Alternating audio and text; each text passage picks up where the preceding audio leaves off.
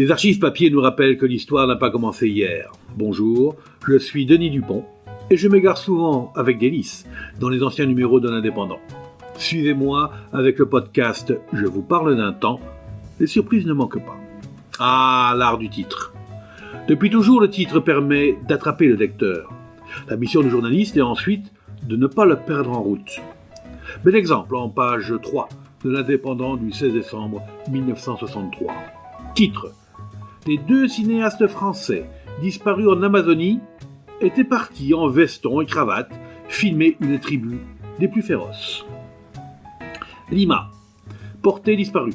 Depuis le 12 décembre, les cinéastes français Jacques et Bernard Gourguechon doivent actuellement se trouver en veston et en cravate près de l'embouchure de la rivière Pérenné, aux environs du Grand Parc Ronald, à la recherche d'une tribu peu connue qu'ils voulaient filmer en vue d'un documentaire sur la forêt amazonienne.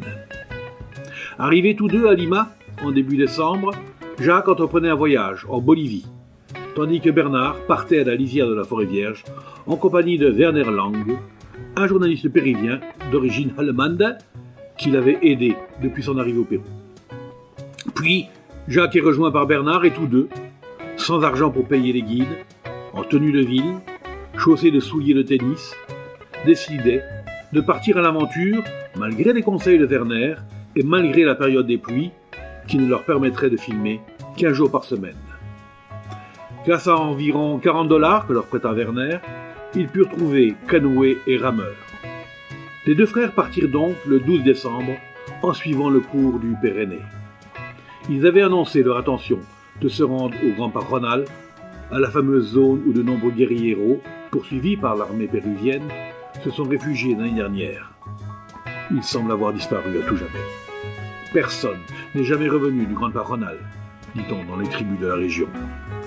L'immense plaine a été un piège mortel pour de nombreux explorateurs. Elle est habitée par des tribus les plus féroces de la région amazonienne. Il est impossible de trouver le moindre aliment. Et sous une température de 40 degrés minimum, les moustiques, serpents et autres animaux venimeux font du Grand Parc Ronald une des zones les plus inhabitables du monde. Les autorités ne prévoient pour le moment aucune mission de secours, dans l'attente peut-être d'une demande officielle des autorités françaises ou de précision émanant des Indiens de la région qui, grâce à leurs propres moyens de communication, surveillent discrètement mais efficacement les déplacements des Blancs. Voilà, on est comme dans un mauvais film, un croisement improbable entre une aventure de Tintin, d'OSS 117, du Marsupilami. Mais, si l'on croit le journal, c'est une histoire vraie. C'était Je vous parle d'un temps, un podcast produit par l'Indépendant et proposé par Denis Dupont, à retrouver ici même, chaque semaine.